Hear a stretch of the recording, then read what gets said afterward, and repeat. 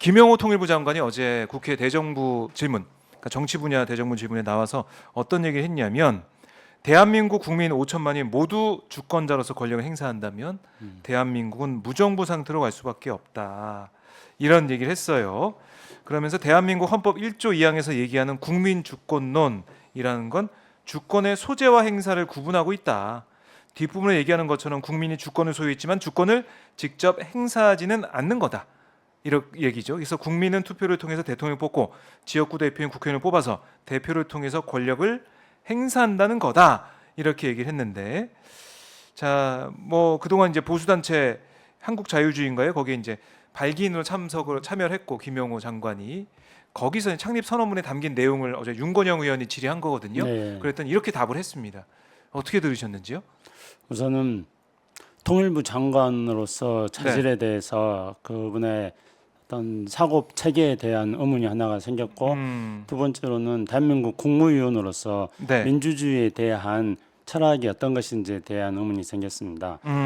통일부 장관은 우리가 대북 정책을 추진할 때 네. 국민들의 다양한 의견들을 잘 수렴을 할 수 있어야 됩니다. 네. 아, 한국자유회의네요. 그 단체 이름이 한국자유회의입니다. 네. 정정합니다. 네. 네.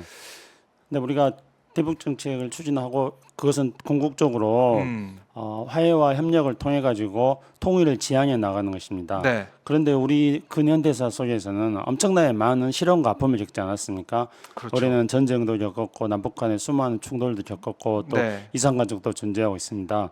그리고 그런 와중에서 화해와 협력을 통해서 궁극적으로 통일을 지향해 나가자고 한다면은 이 우리가 갖고 있는 많은 상처, 수많은 갈등들을 잘 조정할 수 있어야 됩니다. 네. 그리고 그 갈등과 상처를 잘 조정하는 대북 정책을 수립해야 됩니다. 네. 갈등과 상처를 잘 조정하는 국민 통합적인 대북 정책을 추진하기 위해서는 첫 번째 되는 것은 국민의 의견에 귀를 기울일 줄 알아야 됩니다. 그런데 김영호 장관의 논리대로 한다면은 선출된 권력에 의해서 임명된 통일부 장관이기 때문에 선출된 권력과 그 통일부 장관은 국민의 의견을 들을 필요가 없고 이미 선출됐으니까 마음대로 해도 된다. 이것과 다른 문가 아니겠습니까? 그렇게 해석할 수가 있겠죠. 그렇죠. 그러니까 통일부 장관으로서 우리가 이 복잡하고 힘들고 어려운 우리 현대사의 아픔을 딛고 미래로 나가기 위한 네. 대북 정책을 추진하는 통일부 장관의 자질로 본다면은 뭐 상당히 모자라도 한참 모자라다 이렇게 네. 생각을 합니다. 그리고 민주주의의 입장에서 보더라도요. 우리가 뭐 민주주의에 대해서 많이 이야기를 합니다만은 이제 특히나 21세기에 들어와 가지고 국민들의 어떤 정치적 의식 수준이 굉장히 높아지고 있지 않습니까? 네. 그래서 대한민국의 국민의 수준은 그 세계 최고의 수준이라고 우리가 말을 할 수도 있습니다. 그렇다면은 현재 우리는 지금 이 김영호 장관이 이야기한 것처럼 일종의 대의제 민주주의를 하고 있습니다. 직접 민주주의를 할 수 없기 때문에 대의제를 하고 있는데 네. 그런데 과연 대의제가 완전하게 작동되고 있는가? 그 국민의 의식 수준은 굉장히 높아졌는데 대의제도라는 제도가 높아진 국민의 의식 수준을 제대로 반영하는가? 이거에 대한 의문이 계속 있어왔습니다. 네. 그렇기 때문에 우리가 직접 민주주의를 실현할 수는 없는 거지만은 이 대의제가 국민의 높은 의식 수준을 반영하는데 부족함과 한계가 있기 때문에 이것을 보완하기 위한 노력을 끊임없이 해야 되는 것입니다. 네. 그렇기 때문에 그것을 보완하기 위해서 필요한 게 바로 국민의 참여를 어떻게 보장할 것인가 하는 이 어떻게 말한다면 또 참여 민주주의라고도 할 수도 있겠고요. 네. 절차를 또 중시 여기는 민주주의라고도 할 수 있겠습니다. 그런데 김영호 장관은 국민의 어떤 참여라든가 이런 것들을 완전히 무시를 하고 있는 거기 때문에 이 민주주의를 어떻게 발전시킬 것인가에 대해서 국무위원으로서 민주주의에 대한 철학과 의식이 부족하다 이렇게 생각합니다. 네. 그리고 우리 국민의 이런 높은 어떤 정치적 의식 수준을 우리가 생각하지 않는다 하더라도 현대 사회는 굉장히 복잡해지고 다원화되고 있습니다. 그렇죠. 과거에 우리가 봉건 사회나 또는 우리 대한민국으로 본다면은 네. 70년대나 80년대에 비해서 지금 21세기는 굉장히 복잡하고 다양해지지 않았습니까? 세대 간의 의견의 차이도 굉장히 많이 생기고 있는 거고 계층 간의 의견의 차이들도 굉장히 많이 생기고 있는 겁니다. 네. 그런데 이런 다양한 그 국민들 사이에서 생기는 의견의 차이 또 다양한 이해 집단들 간에 생길 수 있는 갈등 이런 문제들을 어떻게 잘 조정할 것인가. 그것이 바로 민주주의와 정치의 요체입니다. 그러니까 정치라는 것은 바로 그렇기 때문에 다양한 이익들, 이익 집단들을 요구와 이해관계들을 어떻게 잘 조정하고 통합할 것인가. 네. 이것이 정치의 본질이라고 말하지 않습니까? 그런데 김영호 장관은 이런 어떤 민주주의에 있어서 정치의 본연의 역할이라고 할 수 있는 것들을 완전히 외면하고, 김영호 장관은 국무위원이기 때문에 정치인은 아닙니다만 국무위원도 마찬가지입니다. 국무위원도 다원화되고 복잡화된 상태 속에서 국민들의 요구와 이해관계가 다양화되어지는 것들을 어떻게 잘 조정하고 통합할 것인가 하는 것들을 일차적인 자질로 갖추고 있어야 됩니다. 그런데 네.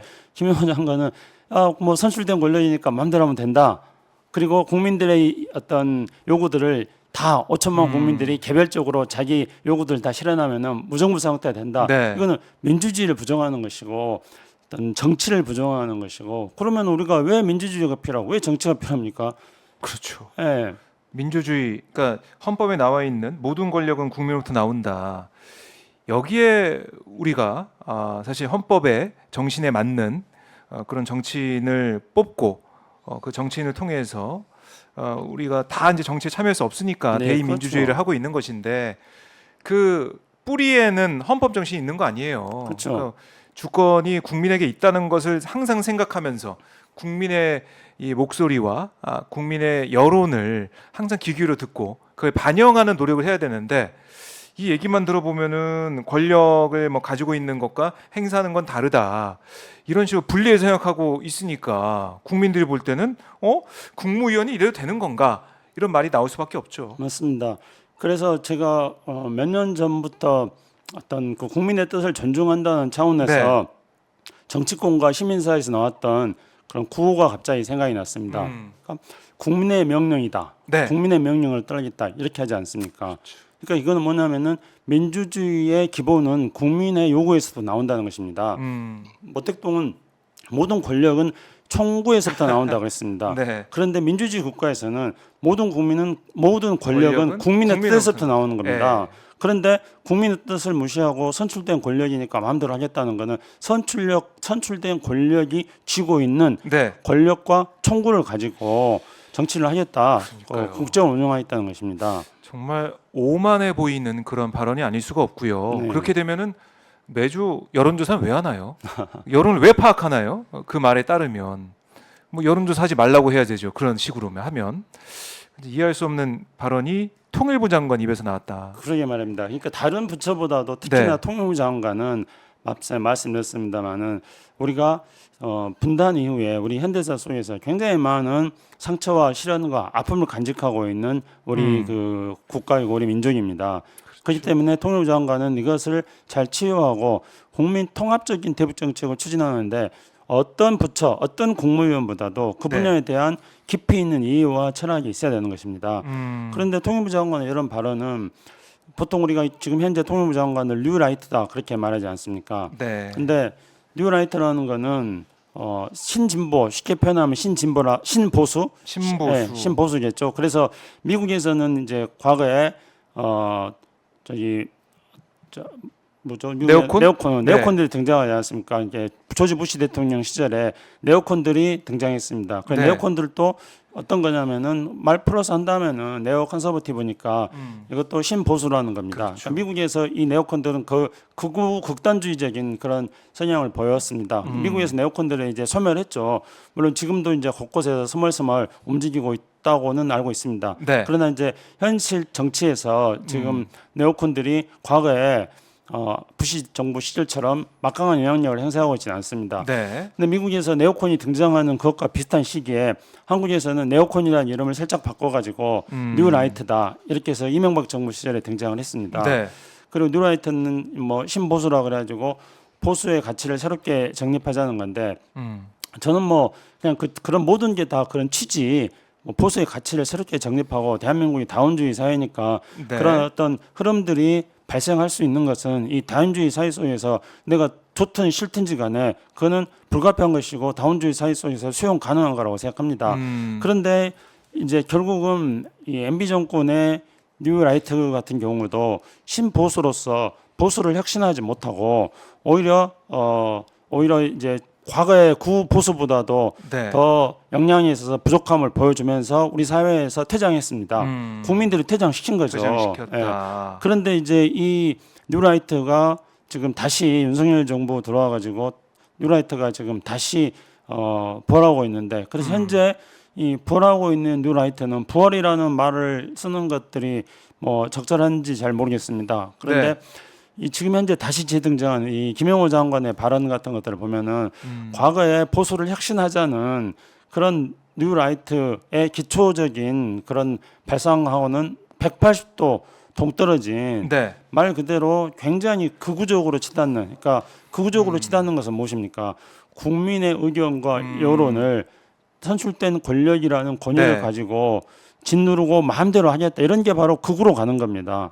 그렇기 때문에 지금의 이 김영호 장관의 발언은 대한민국은 민주공화국이다. 네. 대한민국 헌법 1조 1항입니다. 이 헌법 정신을 철저히 부정하는 것입니다. 그렇기 때문에 뭐 뉴라이트라고도 할 수도 없고 뉴라이트라고 하면 뉴라이트 옛날 뉴라이트 사람들 기분 나쁠 정도로 그 뭐 극우 과거에 그 뉴라이트 이후에 등장했던 아스팔트 보수들 거리에서 막 생각나는 대로 막 외치는 네. 그런 어떤 아스팔트 보수가 주장했던 것들을 학자로서 포장해서 지금 말하고 있는 그런 수준이라고 생각합니다. 가장 심각한 것은 대한민국 헌법 정신에 대해서 네. 통일부 장관이 국무위원이 이걸 지금 부정하는 그런 발언을 하고 있다는 것에서 심각한 문제의식을 느끼고 있습니다. 네, 뭐 야당에서는 경질해야 된다라는 요구까지 하고 있는데 이 파장 어디까지 갈지 저희가 지켜보도록 하고요.